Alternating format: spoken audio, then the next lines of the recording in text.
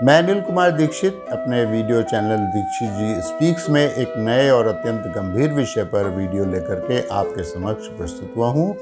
आज है तारीख 15 अक्टूबर सन 2021, दिन है शुक्रवार और आज विजयादशमी का महापर्व है।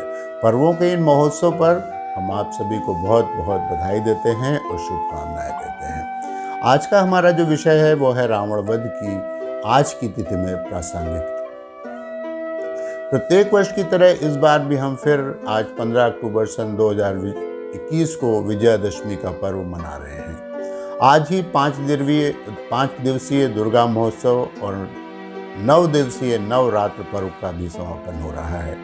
प्रश्न यह उठता है कि क्या दशहरा त्यौहार की प्रासंगिकता मात्र रामलीला के आयोजन और रावण के कागज और बांस के बनाए हुए पुतले को जलाने तक ही सीमित रह जाएगी? विजयादशमी पर्व है बुराई पर अच्छाई की जीत का और सत्य पर असत्य की विजय का।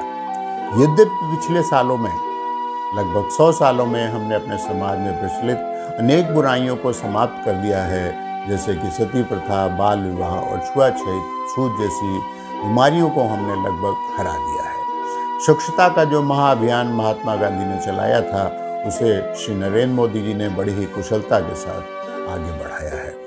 लेकिन जैसे ही हम कुछ बुराई रूपी रावणों को समाप्त करते हैं, उसकी जगह नए रावण दूसरी बुराई के रूप में फिर से जिंदा हो जाते हैं और हमारा समाज फिर एक नए कीचड़ में ले जा कर के खड़ा हो जाता है।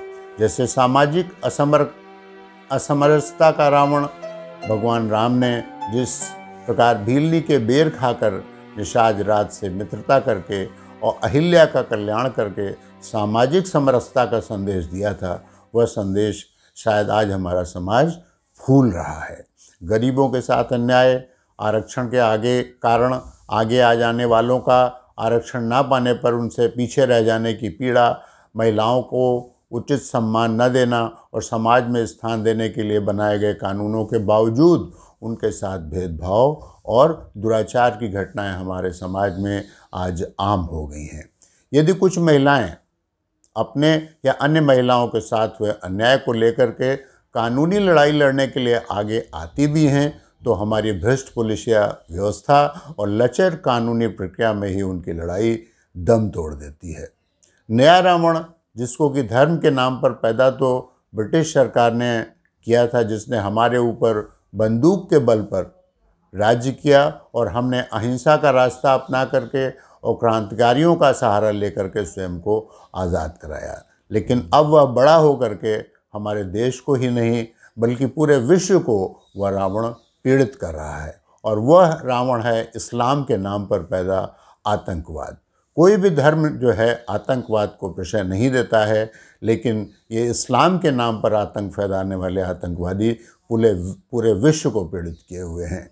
ये असली रावण यही हैं।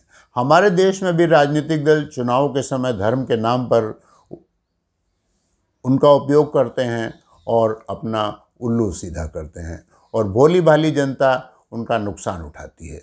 जनता के हाथ कुछ भी नहीं लगता, बल्कि दंगों आदि में वे अपनी जान और माल का नुकसान ही उठाते हैं।